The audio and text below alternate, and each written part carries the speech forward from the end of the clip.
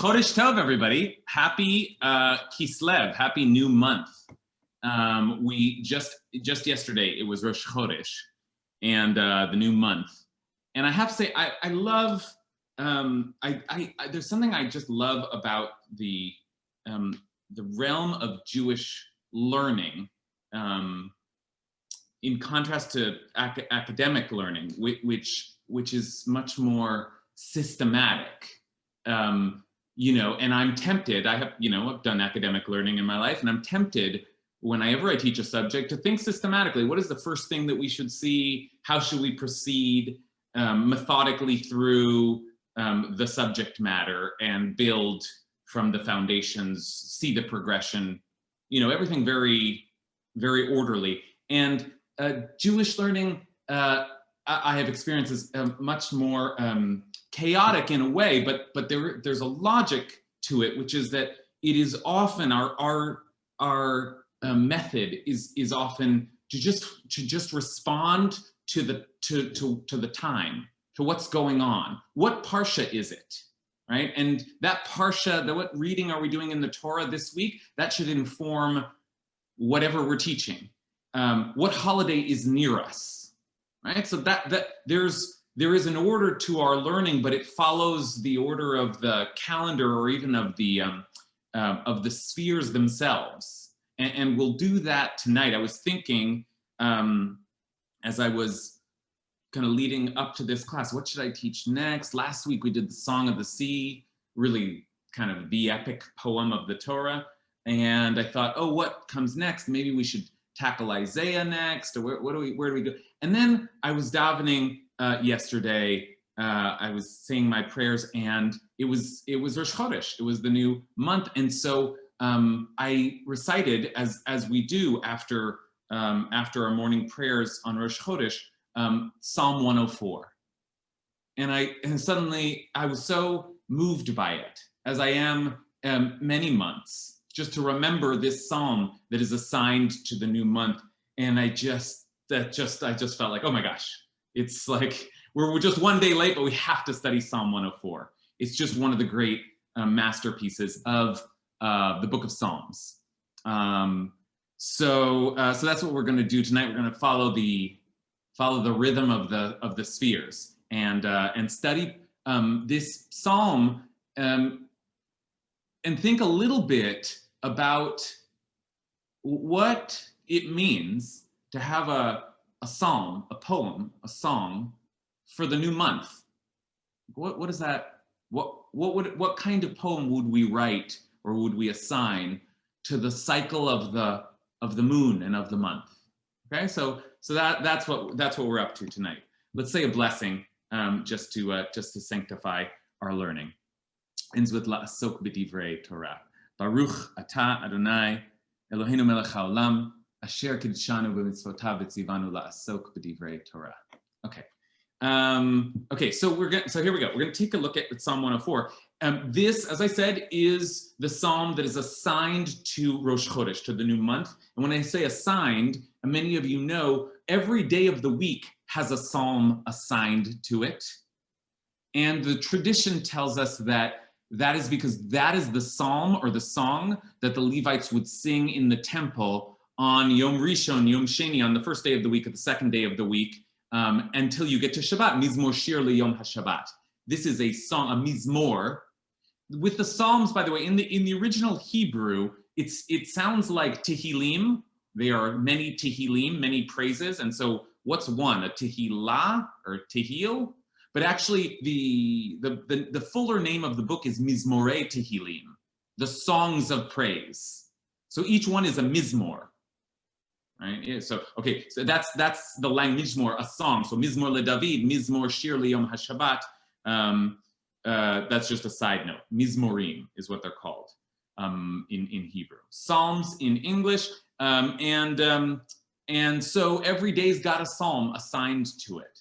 And so it is that the new, many of the holidays have a particular psalm. We know that we recite the psalm LeDavid Ori V'ishi throughout the high holidays. That's the special psalm assigned to the high holidays. And we could think of there too, why is this one assigned, and I keep saying assigned because it is possible that the psalm was written for the high holidays, but more likely that there's a corpus of psalms, and someone at some point says, "Ooh, that's a good one.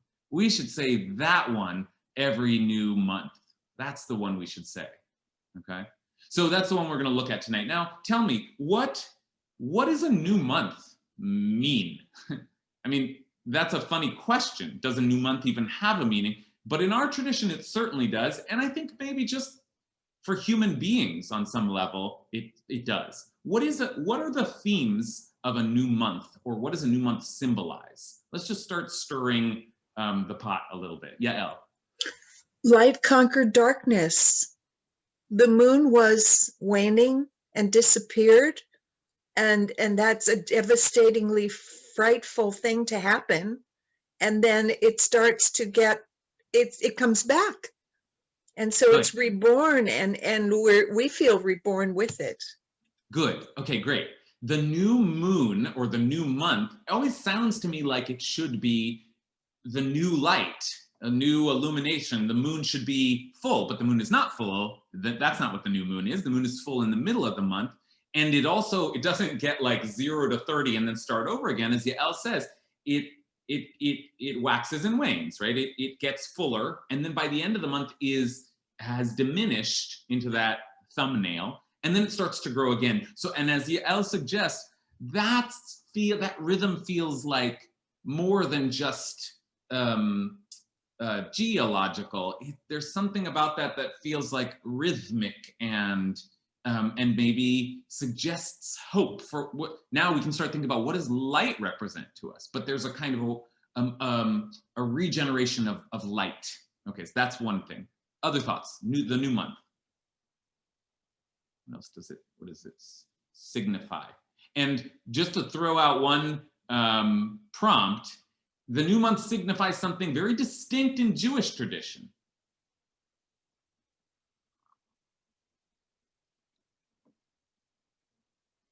I will wait.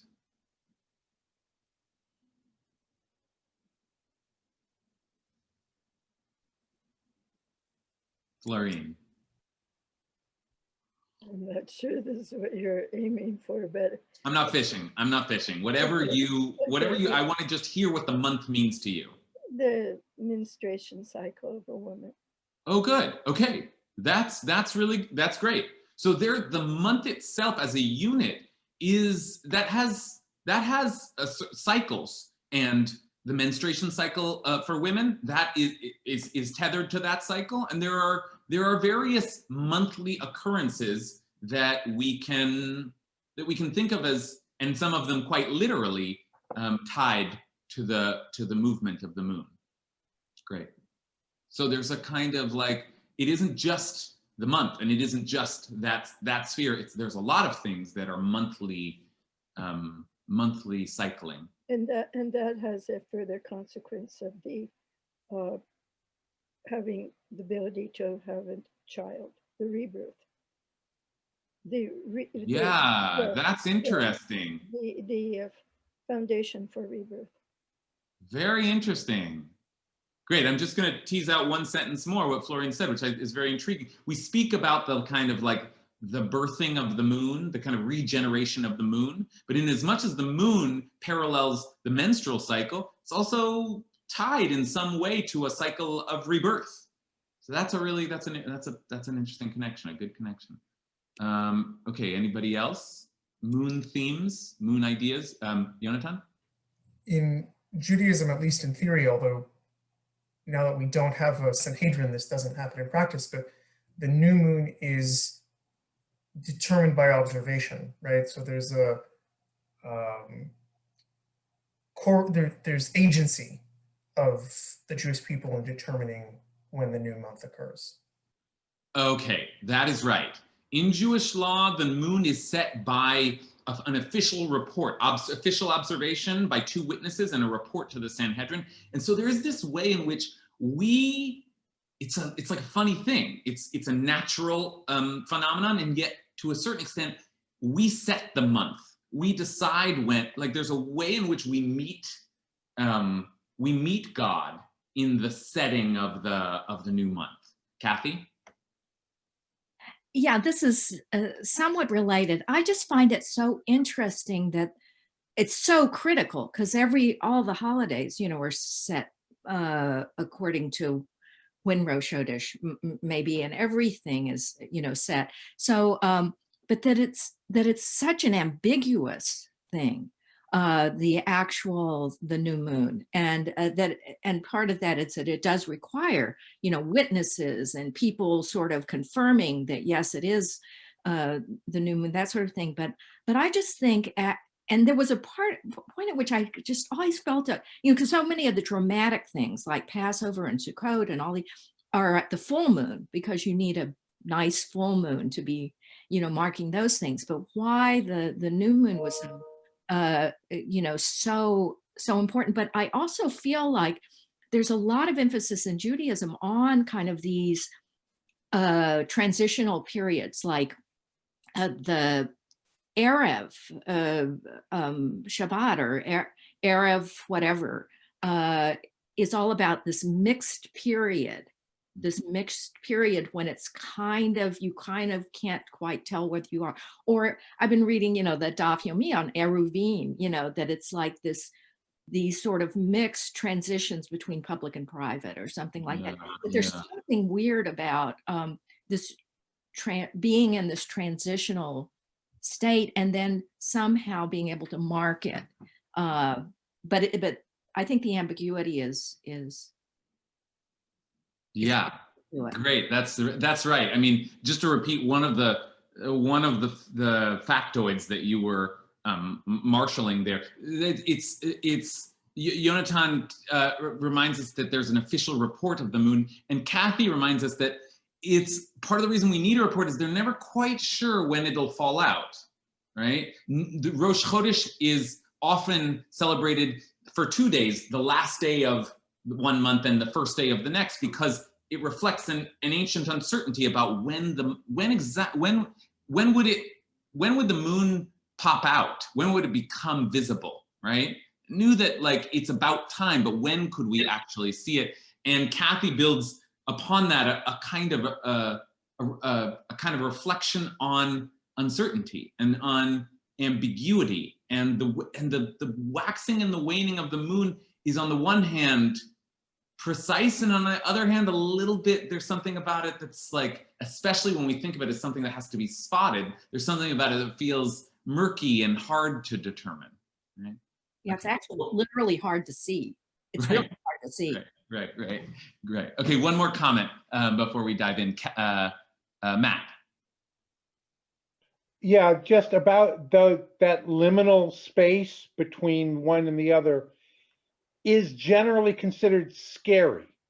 In lots of religions, liminal spaces, either in time or space, it's why we mark doorways. It's why there's a Roman god of doorways, Chinese gods of doorways. They're considered a little frightening, a little disturbing. You're going from one thing to another. Kathy was saying it was uncertain. Think of, they're scared. They are frightened about this, and they want something to hold it, to anchor it down, to make it less frightening. Okay, wonderful. That's such beautiful language that Matt gave us. That entering into a new month, passing through that liminal stage, is entering into uncertainty. There's something about that passageway that is daunting. We don't know what will come next. And on that point, I'd like to offer, if I were fishing for something, this is what I would have been fishing for. I'd like to offer one other classic association with the moon in Jewish tradition, which is that it is the first commandment given to the people of Israel. The citing of and recording Chodesh hazeh lachem rosh chadashim. That's recorded in the Torah, or at least by the tradition, as the first commandment given to the nation of Israel. This month will be for you the first of months. In other words, here's the calendar. Here's the idea of setting. Here's the idea of time itself. right? The Sforno, one of the commentators, beautifully says there that the reason that that was so significant for these people is that they were slaves and they did not own their own time. So this is like saying, here, start living in time, start being in time, right? But, and I think Matt is right, and building on Kathy's theme of uncertainty, that's terrifying. What does that mean? What are we heading into? What will be this month, this year, this rest of our lives, right? And let us not forget that the word for month in Hebrew, chodesh, is directly and explicitly related to the word for newness, chadash. Every month is a new thing, right? So that's also there in the very theme of time, but I think that the perilous journey through time is part of what we'll be tracking as we head into a new month. Okay, let's take a look. Let's look at this classic psalm, which is known as Barchi Nafshi, bless, O my soul. And that's where we start. So I'm going to do a couple of things here, because one of the things that I'm realizing, I'm going to give you a couple of links. One of the things I'm realizing that I always give you a link in case you want it to the source sheet that I'm using, and I'll do that right now. You know, Andrea taught me how to do this well just before this. She gave me a little primer, and I'm like not as good as she is at it, but here we go. Okay, this is the source sheet, but I realize, this is just a technical matter, that when I'm in my version of the source sheet, which is an edited version of the source, like not an edited, but the editor's version, then I've lined up all the lines so that they match in the Hebrew and English. I don't know if you've noticed, but I think it's true that when you link to it, you get, it doesn't lay out in the same way. So you have a jagged. So it actually might be more beneficial to you to just go to Sefaria Psalm 104. I'm sure many of you have done this before, but just you have two options there, okay?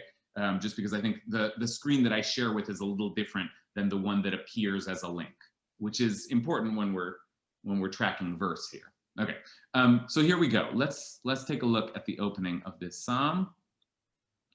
This here is the Sefaria Psalm 104, and then I always retranslate a little bit. So this is the one that I've translated. Okay, so let's start, and let's just, as we often do, we just take the first line before we move too quickly into it, because the first line is often in biblical poetry kind of a declaration. Barchi nafshi et Adonai, Adonai Elohai gedalta me'od, hod v'hadar levashta. Bless the eternal, O my soul. The eternal, my God, you have become grand. You have dressed up in radiance and majesty. Oh, I mean, I was like already, so I'm like, we could just like close up and go home. Barchi nafshi et Adonai. Okay, let me start here. This is important. Who is talking to whom? What is the dialogue? Barchi nafshi, bless the eternal, O my soul. Who's speaking to whom? Sure seems like your mind is speaking to your spirit. Yeah. The self is talking to the self, but like, as Yonatan says, the consciousness is talking to the spiritual self. Anybody want to say it any differently? Think about that. Think about that conversation. Think about that kind of discourse. My soul, nafshi, I want you to do something. I want you to bless God. Oh, it's a strange thing. I am talking to myself to tell myself to bless God. Right? Jamie, what do you think?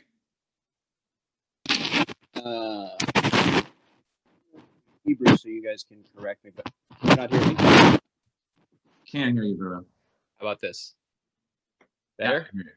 Yeah, I don't know the Hebrew exactly, but I've always heard that Barchu or Barech is connected to the idea of fullness or overflowing. And so it's just, I don't know if this works grammatically, but the idea of my soul is overflowing, et cetera, et cetera. I don't know if that works. Right. Okay, that's fair. A blessing. What is a blessing? A blessing is often a response to abundance, to gratitude for that which is and which is in plenty. So, hey, my soul, you should bless God. So there's something to bless God for. And what do we bless God for? We'll soon see. But at least initially, we bless God because God has become grand.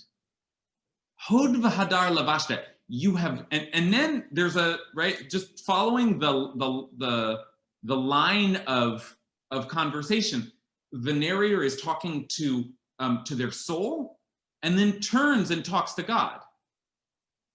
My soul, bless God. God, you have become grand. You have dressed up in radiance and majesty, and let us not miss the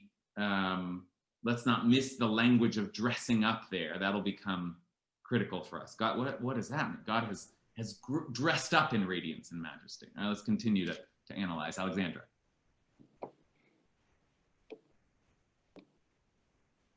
Oh, we can't hear you, Alexandra. You're muted.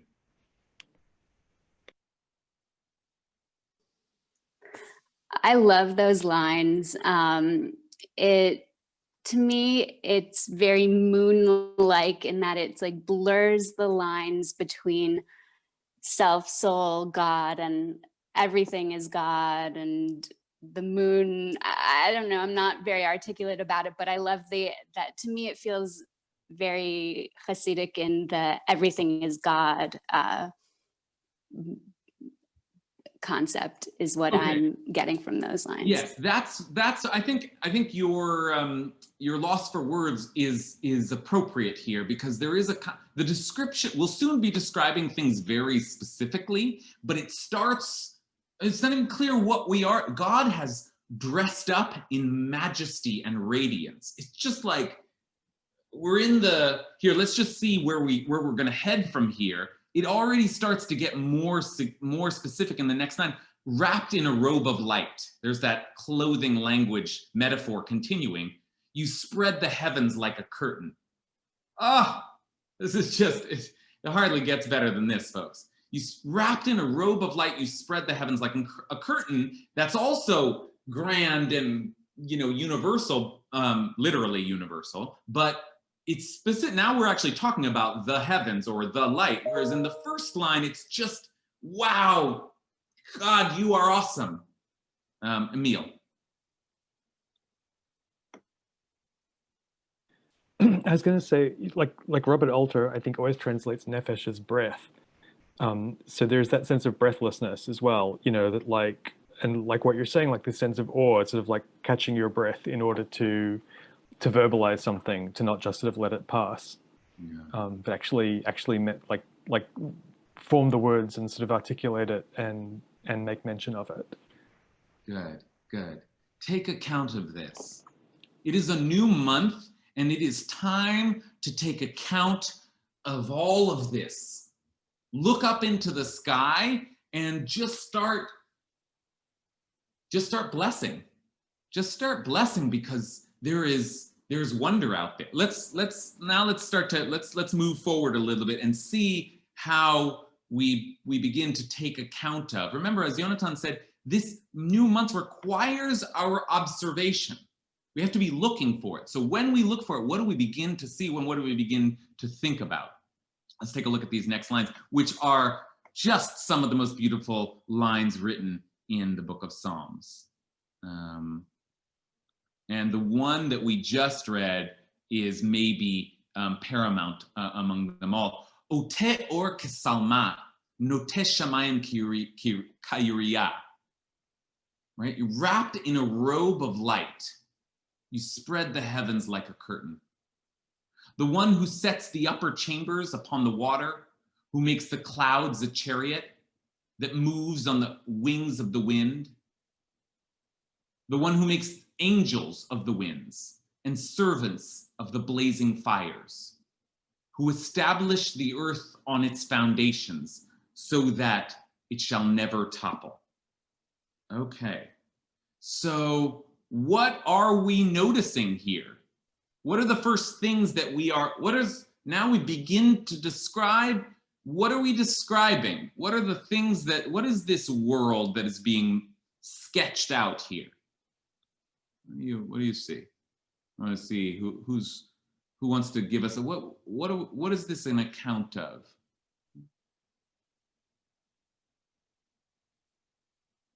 Let me put it back on screen. Dana, will you give us your read of this? Well, the way it's written, it's starting with talking about the heavens, and then the next layer down, and then the next layer down, the clouds, and eventually landing on the earth. So to me, I see it as just literal layers, top to bottom. Snaps. Beautiful. That's right, exactly. Isn't that lovely? We're starting with the light. And there's a kind of like the heavens, the light of the heavens, it's up there. And then as Dana describes, we descend. And then the upper chambers and the clouds and the wind, right? And then the fire, you imagine the fire, like to follow Dana's logic, the fire sort of blazing above the earth, and then down, you finally land and establish the earth on its foundations. Yesad eretz al mechoneha, bal timot olam va'ed, so that it shall never topple. Okay, let's hear from others. Let's see here. Just check that I'm not calling on missing anyone. Yonatan. Depending on how far we buy into mystical language, also, there's a lot of parallelisms to Merkava, right, from Rochbo. There's the mention of Malachim. We work our way, so we start even with the higher spiritual realms and work our way down to the lower spiritual realms. Good. Okay, take note of what Yonatan is saying. It's important. Some of the language being employed here is language that we use for the most concrete descriptions of God in God's celestial celestial assembly, right? So the chariot, the angels, the servants of God, and all of the things become part of God's sort of army or choir or team, or right. Good. So if I may add to that thought, the natural world is enchanted in a way. There's something. It might well be described as divine beings, and that's not a stretch. That's literally happening in verse Daled here, verse 4. Oseh melachav ruchot. I'm not sure exactly how to translate that. The one who makes his angels wind, or the one who makes the wind his angels.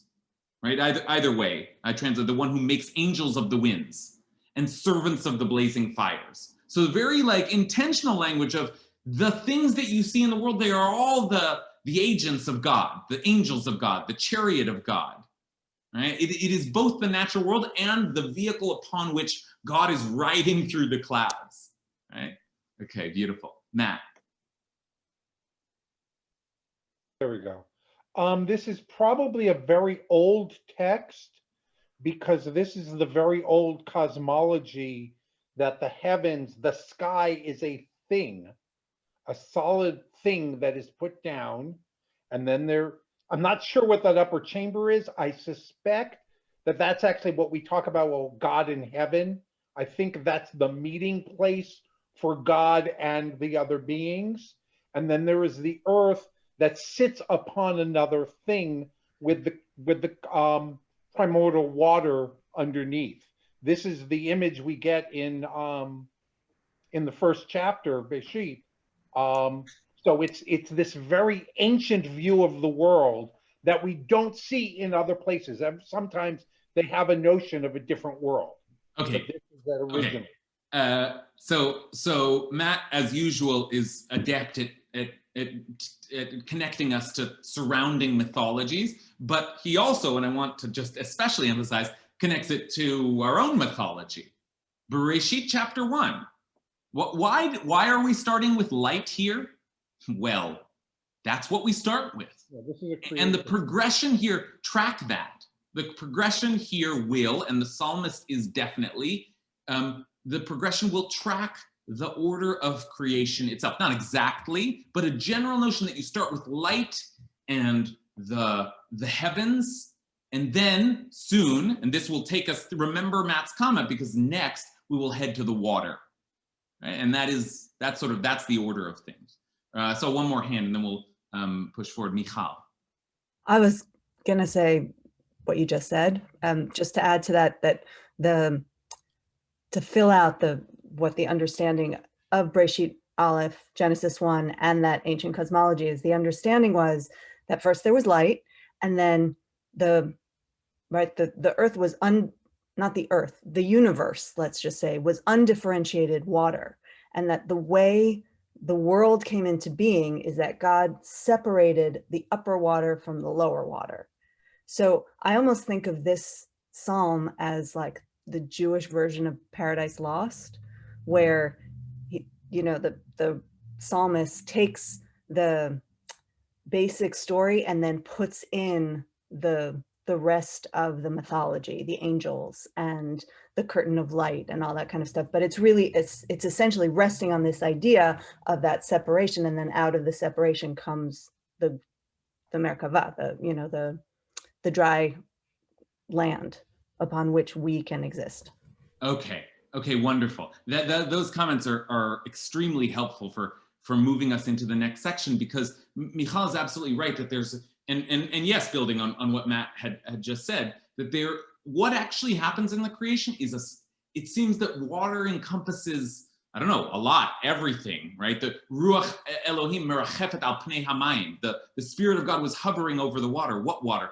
And then there's a separation between upper waters and lower waters. So let's keep track of that as we move forward, because we're going to be heading into the water, right? The next sort of set of verses are kind of dealing with the water as a force, and Michal's description of the primordial nature of that force, I think, will be helpful. Before we leave these verses, I want to just say that this most beautiful description, Ote or Kasalma, wrapped in a robe of light, it is such a beautiful phrase that has been taken up by the rabbis as an account of how creation did work. And it's a very strange account. The rabbis say, oh, look at that verse. You can tell that what God did is God wrapped God's self in a kind of a talit, right? This is the image. And then it doesn't actually make any sense, but this clothing language is interesting. God wrapped God's self in a talit, and then through the talit projected like light out unto the world. In other words, the light is essentially God, is God's light. And God sort of like, imagine God sort of like directing it out into the world.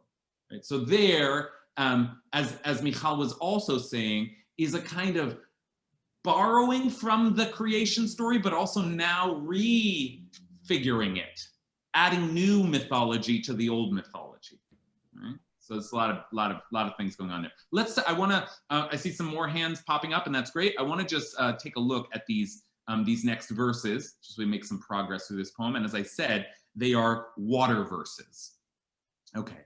And this language, by the way, the Tehom, that is language that you find in the creation story. We translate it as the depths, right? So the depths, and again the language of clothing. Tahom kalvush kisito al harim yamdu mayim. With the depths, like clothing, you covered it.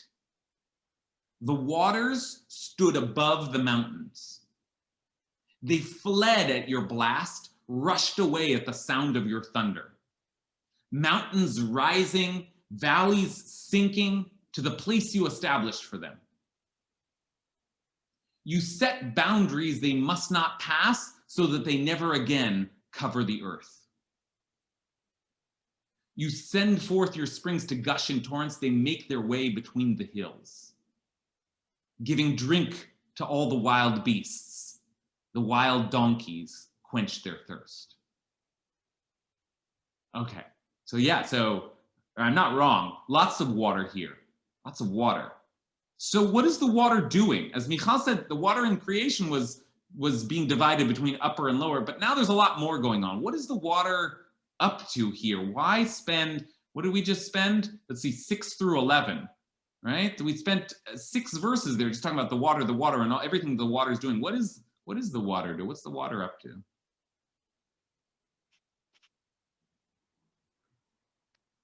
Back on screen here. There's a really clear reference to the flood. Oh, that's one thing that it's doing. What's the really clear reference to the flood? God laid down the law that the waters cannot destroy the earth again. Good. Bal yeshuvun lachasot haaretz. You set boundaries, they must not pass, so they never again cover the earth. Now, a couple of things are going on at once here. On the one hand, the water seems to have covered the earth completely from the start, right? Like the very creation imagines that the world was just water, covered in water, and it was above the mountains, right? So part of what the verse 9 is saying is God moved the water back, exposed the earth, and is not going to flood the earth, let it rush back. But Yonatan's right. You can't read that and not think of the one time when God did decide to flood the earth again, right? That is to say, this creation happens, the world is covered with water, God pulls the water back, and then just like one parsha later, God says, forget it. Let the waters all flow back. And so Yonatan's right to note a little bit of anxiety here, no? Like, you're never going to do that again, are you? Okay. Any other thoughts on the water? Yeah, El. It seems to me that water, meaning life, like it's in these tributaries, kind of like blood vessels, that were all this body of life, and that they're going in these blood vessels, bringing life to all the animals that need it and hunger for it. Great. Okay, that's great. The water is a force of power and might and maybe danger, but it also, it irrigates the world, and it is the source of life. And we ended on that note there, giving drink to all, Yashku kol chayto sadai, yizberu praim tzma'am. Giving drink to all the wild beasts, the wild donkeys quench their thirst. So there's water is also the force of sustenance here, and we'll have to keep that in our minds as well. Florine? I see it as the creative force that creates. In other words, it's the instrument that moves the creation. So I'm not sure if it's really water. I mean, he says the word water, but to me, it's a natural, it's a God-given power that moves the forces to make creation. Okay, wonderful. Yeah. Wonderful. Water isn't just water, Florine says. Water is more. Water is the whole flowing of existence itself, of creation, the creative force, right? Good. And as Florine describes that, I think, wait, so now what's all this got to do with the month? Oh. What's it all got to do? Florine, you want to respond? Yeah. Please do. No, we can't hear you. Okay, Alexandra.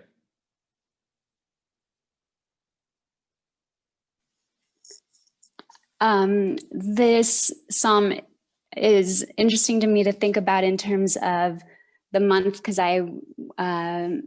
it's also, according to the ancient Babylonians and mystically, for creating distance between that which is harmful or depleting. And so I love that idea with the start of the month, and also with Florine's idea of the water not being water, but energy, and creating space for yourself energetically that's clear of all the energies that are depleting to yours, like to just all the energies, the creative forces in their rightful spaces at the start of the month, I think is a beautiful thing to strive for. Okay, wonderful. Right. This is a new month. And so it's time to think about the movement of the spheres themselves, but also I think to be a little alert to the possibility that this is a period that could be abundant and full of flow and nourishment and life-giving force, or not. Right? Water is always charged in the ancient mind with anxiety. Will there be enough water? Okay, I'm going to come back to the group, but just to make sure that we get through this, and this next piece is really, in some ways, the coolest part of the psalm, because now we're going to get really naturalistic, right? We just saw at the end that there were some wild donkeys running around, and on that, the water, and the water quenched the thirst of the wild donkeys. And now, having mentioned wild donkeys, now the psalmist goes all Mary Oliver on us, right? It gets like very descriptive. So let's take a look here. This is just such great stuff. Okay, take a look. The birds of the sky dwell beside them and sing among the foliage. You water the mountains from your upper chambers. The earth is sated from the fruit of your work. Mi-pri masecha tizbah haaretz. You make the grass grow for the cattle and herbage for a person's labor, to bring forth food from the earth. Wine to cheer the human heart, oil that makes the face shine, and bread that sustains the human heart. The trees of the eternal drink their fill, the cedars of Lebanon that God planted, where birds make their nests. The stork has her home in the junipers. The high mountains are for wild goats. The crags are refuge for rock badgers. I just love that. Every time I see badgers in my Siddur, I'm just like, did my religion just mention badgers? Now, I don't know. Shvanim, in modern Hebrew, a shafan is like a hare, a rabbit. I'm not sure it is a badger. Like they're calling it a rock badger here, but like they're trying to figure out all these critters, the world of critters. So what is this description of now we've transitioned. Now all of a sudden we're looking around and like Mary Oliver or like Gerard Manley Hopkins, right? And we're naturalistically but poetically describe. This is a genre of poetry, right? What are we describing? Okay, I'm going to return to hands I've seen before. Hannah Jensen. I don't know that I will answer your question, which is generally true. I think for me, I'm so stuck on and captivated by the fact that this is the first commandment is Rosh Chodesh. And I think sometimes there's this tension, I know for me too, of like, why that of all the things? Like there are so many other things. We're such a law-bound religion. It seems strange that the first thing is like Rosh Chodesh, new moon, celebrate, whatever. And this really clarifies that for me, because it's not just that it's this random commandment. This is a version of creation. It's the first commandment because we're living out creation again every month. And it's rooted in this understanding of the moon and in this waxing and waning that's happening. And that darkness allows us the space to create all of this again, because we're back to some sense of nothingness. And so being rooted in this naturalistic version of it, I think clarifies exactly why this is the first commandment that we have. And this is our obligation, is to remember that kind of creation and to live it out again and again and again in these different kinds of ways and moments. But that darkness is supposed to remind us of the original darkness and this original water and this original all of it. And that the moon is such a helpful reminder for us because it's constantly evolving and changing, and we can look to the sky and see when it's dark and see when it's coming back. And it reminds us to take stock in the same ways that we would at the very beginning. Oh, can't say it any better than that. I'll leave that. Gary. Okay, I want to go back to the very beginning, to Baruch Nafshi. So Baruch Nafshi is such a powerful rhythmic two words together that I don't think we've ever heard it anywhere else in Torah or Talmud. Bless my soul, the blessing of my soul. And then this whole thing starts to unravel about, in a sense, what this blessing of my soul is. So this whole thing comes back to blessing my soul.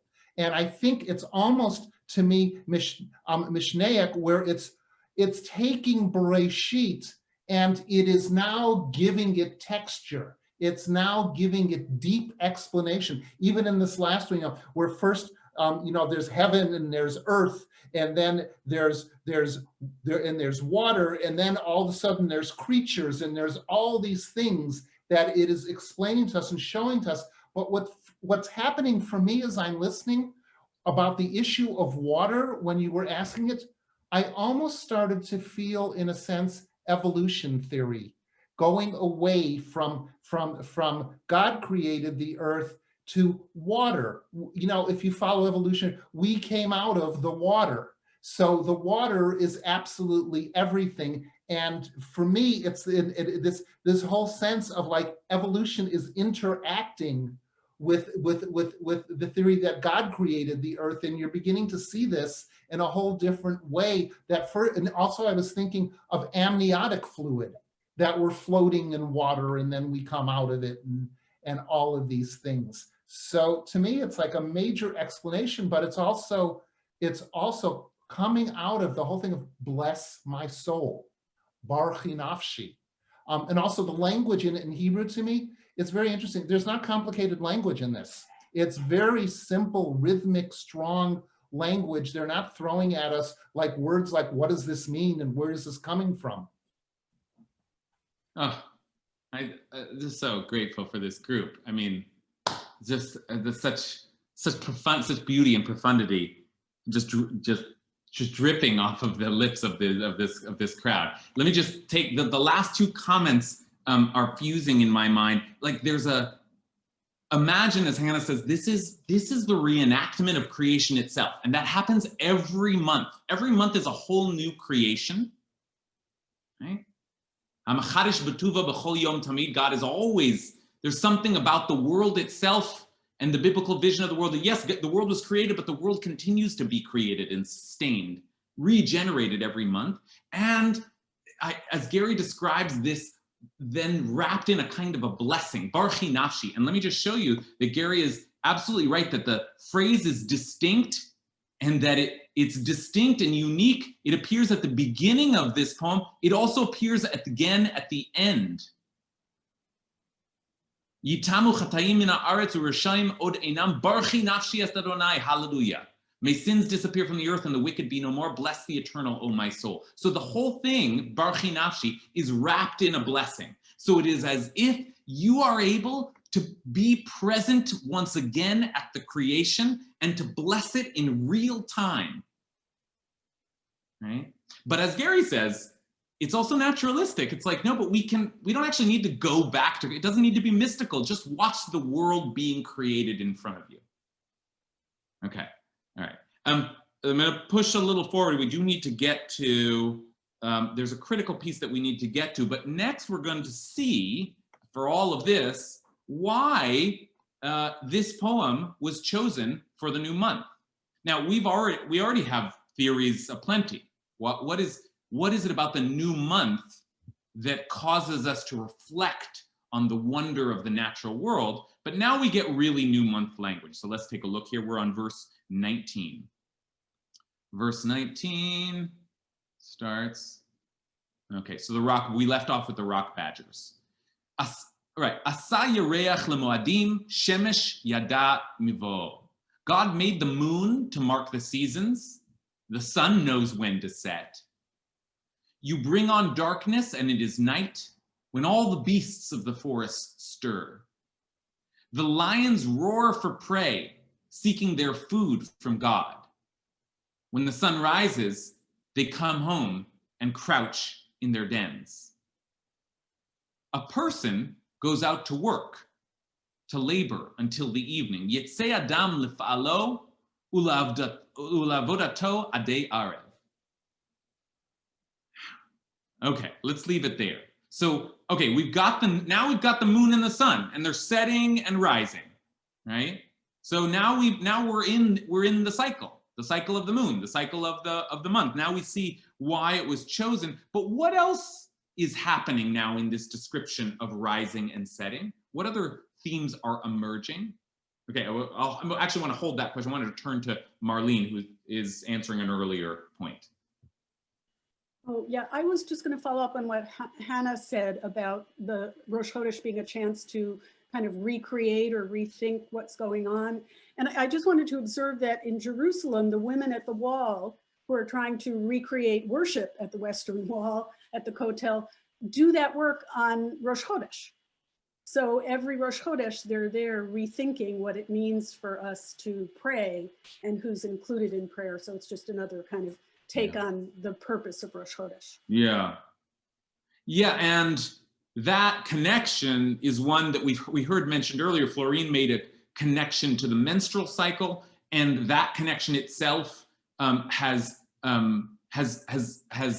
left Rosh Chodesh as a kind of a uniquely feminine holiday, not officially exactly, but almost officially, such that you'll often see women's Rosh Chodesh groups, or women using Rosh Chodesh as a kind of a time for reflection among women, right? And the sun, and maybe the moon being a feminine symbol in Jew, right? So there's a lot there too. Okay, let me return now to my question, which is what else was happening as the moon and the sun were setting? Something else was going on in these verses. I'll just put them up again, but God made the moon to mark the season, sun knows when to set, you bring on the darkness, all the beasts of the forest, or the lions roar for prey, seeking their food from God. When the sun rises, they come home and crouch in their dens. They're out in the night hunting. A person goes out to work to labor in the evening. We are out in the day hunting. So what else is happening here? What does the movement of the moon and the sun and the stars also imply? Or just the movement of the whole natural world? It implies that we're here and we're trying to survive. We're trying to be a part of this life force, right? That's important. Note that here we've been describing the world, and it's a beautiful world, wondrous world. We're observing the wonder of creation. And then all of a sudden there's a note about us needing to find sustenance in that world, to find, as Florine called the water, the life force. Where can we find the life force? Okay, so let's just keep that in mind, because that'll be important for the final turn of this poem. Okay, let's take the comments that are up, and then we'll see that final turn. Emil? I was gonna say, like, it does feel very cinematic. I mean, it feels like a montage. You know, it goes from like big to small, you know, moon to animals, and in a way, almost like, not in a bad way, but like a children's book as well. Like there's this kind of there's like a big simplicity, you know, like everything in its place. And I think that goes to like the simplicity of the language and the reassurance, right? Like, you know, maybe you're afraid, but it's like, you know, the lions have their time, you have your time, the rock badger has its place, you know, the stars have their place. There's like, and I think just going back to the earlier lines, it's like it starts with, it's weird because it starts with like the natural world, and then it's like God makes it. Like it's the wind, and then, but it's okay, God makes the wind angels. Like there's like a natural thing that precedes God, and then God transforms it into something that is maybe comforting. You know, like there is this thing that you see, but it's okay, it's a curtain of light. And I feel like that pattern kind of continues in a way, you know, like there's the sea, which is vast and wide, but the creatures inside it, everything is okay. You know, like you can find your niche within this, like. Yeah, okay, wonderful. That's great. I think Emil's exactly right. There is, on the one hand, throughout this poem and throughout much of the naturalistic poetry of the Bible, there's one thing that's being said, which is that everything is in its right place. It has all been ordered by the divine mind. Everything is perfectly laid out. Things are exactly where they're supposed to be, and there's an order to things, there's a logic to things. That message is there, but along with that, there's a different message, which is that, but God controls things. God has a hand, God is the director, And I'm now going to add that along with that order and kind of right placedness of everything, there's another theme that begins to emerge here, which is anxiety. Because after all, it isn't just like, oh, you just find your place in the great family of things and everything, all is well. Actually, the world is a precarious place. And it's not clear that you will benefit from this life force. And this note of having to go out and make sure you get your food, on the one hand, that's part of the natural cycle. But as we'll soon see, this is the last twist. All of that wonder and orderliness is not just to be like observed and celebrated. There's one last move that the psalmist wants to make, because as we think about this coming month, we're not just thinking about how wondrous everything is. We're also, as we noted earlier, we're in a moment of uncertainty. As Kathy noted earlier, we're in a moment of ambiguity, right? So take a look now, after all of that symphony of cosmic description, right? The psalmist then turns and talks directly to God, and look at what they say. Verse 24, right? A person goes out to work to labor on the evenings. Okay, now God, I've just described your beautiful world. How many are the things you have made, Eternal One? You have made them all with wisdom. The earth is full of your creations. There is the sea, vast and wide, with its creatures beyond number, living things small and great. There go the ships and the Leviathan you formed to sport with. All of them look to you to give them their food when it is due. Give it to them. They gather it up. Open your hand. They are well satisfied. Hide your face. They are terrified. Take away their breath. They perish and return to dust. Send back your breath. They are created. And you renew the face of the earth. Utechadesh pnei ha'adama. Okay, that's really the end of the poem. The rest is sort of this rhetorical flourishment. The glory of the eternal endure. But that what we just read to me is like, after all the beauty of, there's a very particular message here. And what is the message? What does the psalmist, given all of that, want to say to God now? Alexandra, is your hand in response to this? No. Anyone? What's the message? God, your world is perfect, beautiful, glorious, amazing. I've got a word that I would like to have a word with you. Yes, Matt. I can't hear you. Don't kill me. Don't kill me. It's the message there. Don't kill me. Don't kill me. Right. Or put perhaps with just like one nuance more, feed us, sustain us, provide us with sustenance. I just described a world in which everything received its due. But that all depends on you. And the lions are going out in the night and they're trying to survive. And we're going out in the day and we're trying to survive. Water us, feed us, sustain us, give us life. This is all so perfect, but actually it's not. We don't know if we're going to make it. We have never known if we're going to make it. So all of this wonder and creation is also a predicament, right? It's also a terrifying prospect. Just to rely on the order of creation to sustain us. So God, hey, if you're out there, sustain us through this next month. Marlena.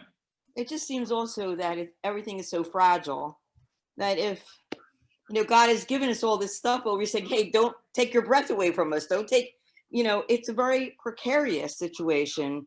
And how do we make sure that God is going to be our friend? What's going to happen here? What's the deal? Yeah. That language that Marlena highlights there. Don't take our breath away from us. Right? What language there? Where is it? Send back your breath. Yeah, but he's taking away your breath. Take away their breath. Tosef rucham. Yigva'un ve'el afaram yeshuvun. Take away their breath, they perish and return to death. Send back your breath, right? But it's like and this word ruach has meant our breath, God's breath, and the winds themselves, right? So God is the director of the winds. What did God make of the winds? Angels. The winds are God's emissaries. We saw that earlier. The one who makes angels of the winds. Same language there, ruchot. So you're in charge of the ruach, of the wind, which means you're in charge of our breath. And where does our breath come from? Your breath. Breathe into us. Breathe into this world. Right? Okay. All right. All right. Let's take the last two comments here, and then we'll close. Gary, and then Kathy. That's a very weird question. Is there a slight nuance in that last part about you take away the breath and then you send it back and create again, of reincarnation? You know, that's an interesting question, and the answer is I don't know. The answer is I don't know. But that's, yeah, I'm not sure. Here, let's take a look. I'm not sure either, but it just kind of like hit me at that moment. Yeah, there's definitely this line here, send back your breath, right? If you take away their breath, they perish. Tishalach ruchacha yibareun. They are created again. So I'm not sure it might be a hint to reincarnation, but in some ways it echoes what Hannah was saying, which is that everything is recreated every month. So can we be, right? But certainly, like the illusion there, I think Gary's right to wonder about that. Okay, last comment, Kathy. Yeah, I was going to say what really strikes me is well, something along Hannah's lines, but the kind of actually the daily taking of the breath away, because you know there is that sort of idea that you know your soul returns to you in the morning, that it's kind of not exactly gone, but that you know that isn't that what Modani is about, is thanking for returning my breath to me, or my soul to me in the morning. And then the whole idea that also sleep is 1/60th of death, you know, that you know, so that there is that sort of cycle. And it's interesting that that's the way things are set up, and that kind of cycle of you know, rather than just kind of being in the same state all the time. Yeah. That somehow there's a sleep, and that the moon just doesn't stay a certain place, but that there's this everything is breathing. Yes. Everything is pulsing. The universe is alive, right? And let us not forget that God speaks the world into being, right? In other words, God breathes the world into being. And God speaks, like the world comes out of God's breath. And then God creates us with God's breath. And everything in the world is animated with God's nefesh, with God's breath, including our own breath is a piece of that. So we are, as we look to the coming of the new month, we see the waxing and waning, the pulsing of creation. Yeah. And we know that we also pulse. Mm-hmm. We have a pulse. We have a breath. And so with every month, we are asking for sustenance that we may continue to be alive, to be like riding on God's breath.